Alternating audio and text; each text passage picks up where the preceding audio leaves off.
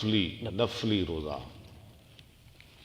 باب فضل النفقتی فی سبیل اللہ، اللہ کے راستے میں خرچ کرنے کی فضیلت۔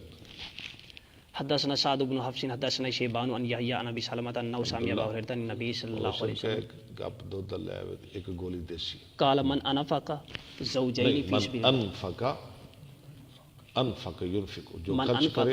زوجین زوجین مانا کیا؟ زوجین کا مانا کیا کریں گے؟ دو بندے، ہاں نہیں میاں بیوی۔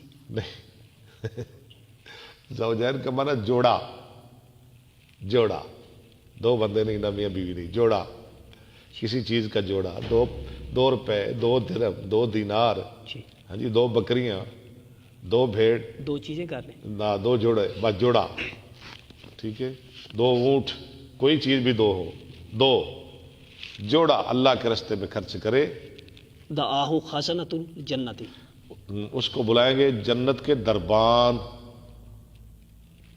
کل خزنۃ باب، جنت کے ہر دروازے کے دربان، ای فل اے فل، وہ کیا کہ اے فلاں، یہ مخفف ہے نا، یہ یا فلان ہو نا، اے فل، جی، حلما، آ حلومہ کا مانا آ، قال ابو بکر یا کہاں؟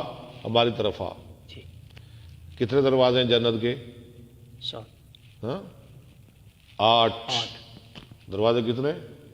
8 دروازے، سارے کے سارے اس کو بلائیں گے، سبحان اللہ، سارے کے سارے، ساڑھے بچوں لگ، ساڑھے چو لگ، ساڑھے چو لگ، سبحان اللہ۔